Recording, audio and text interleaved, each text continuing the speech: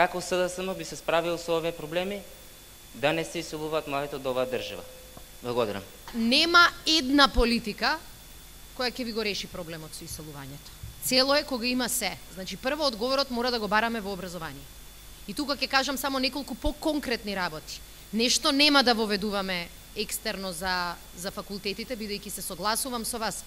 Воведувањето на екстерното е само доказ дека и најтврдокорните ВМРО-вци сватија дека факултетите во селата не вродија плод. Продуцираа дипломи, не продуцираа знаење. Ама не може сегашните студенти да ја плаќаат цената на нивните погрешни политики. Нека иде Груевски на екстерно, да видиме како ќе помине, па потоа нека воведува екстерно на сите други.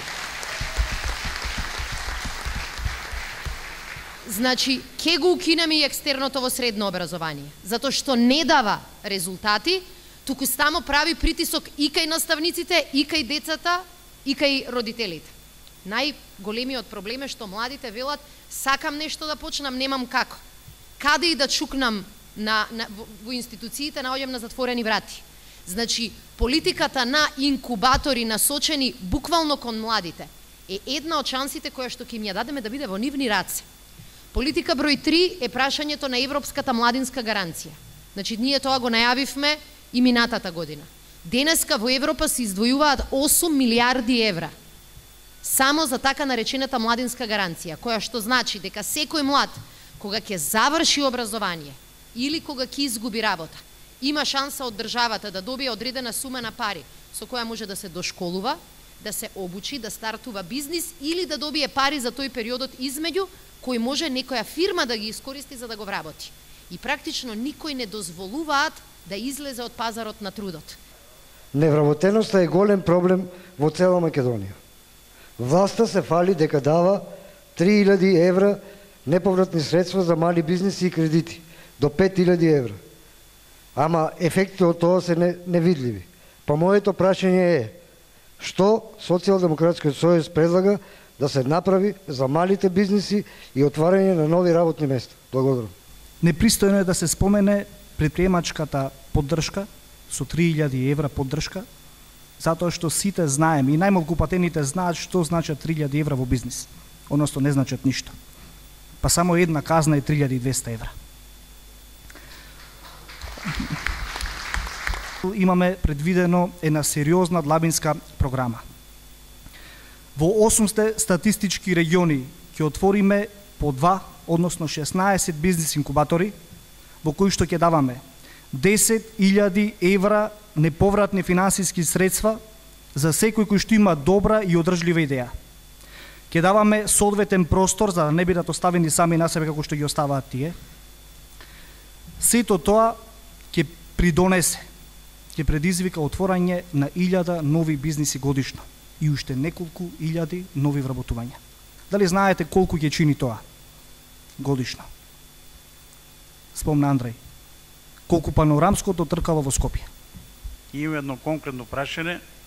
Ме интересира зошто оваа влада не да се откаже од некој споменик да инвестира во АРМА. Денеска имаме армија и испраќаме контингент на мировни сили во Авганистан и луѓето со целосен респект кон сите платени војници во државата стојат во војнички ешалони во различни обувки и чизми.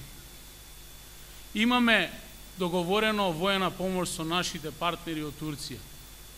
Исклучително сме благодарни за тоа. Турција е држава која што во континуитет не поддржува.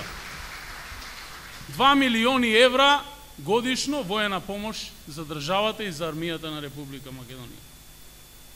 Оваа година отидоа наши генерали да молат за ваква воена помош да пристигне во обувки, чорапи и униформи. Ние сите знаеме дека Гевгелија е земјоделски град. Цените на вештачките ѓубрива растат ненормално, без разлика дали е гранулат, течно, кристал. Фунгициди, пестициди, инсектициди, хербициди, вртоглавито растат.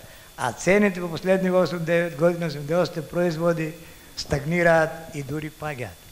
Што би направил Социјалдемократскиот сојуз околу нас земјоделците? Толку. Неколку параметри ќе ви предочам со кои што сакам да ви кажам колку земјоделските политики се погрешни, колку земјоделството стагнира, па дури и назадува. Земјоделските површини се намалени, приносите на пченица, пченка и други житни култури се исто така намалени, понатаму увозот на месо е зголемен, производството на месо е намалено, бројната состојба на добитокот или сточарското производство исто така намалено или преполовено. Затоа Социјалдемократскиот сојуз во својата програма има неколку мерки во однос и на репроматеријалите и на субвенциите. Субвенционирањето ќе оди со одредена динамика, тогаш кога на одредени целни групи земјоделци најмногу им се потребни субвенциите. Субвенциите ќе бидат давани во текот на целата година. Исто така, не само за основните култури, ќе постојат и за вторите култури, односно Социјалдемократскиот сојуз во аграрната политика ќе воведе, или во делот на субвенционирањето или директните плаќања, ќе воведе двојно субвенционирање. Таму каде што има услови за втора култура, ќе субвенционира и втората култура. Освен тоа, ќе имаме субвенционирање или зелена нафта за земјоделците, која што ќе биде многу важна субвенција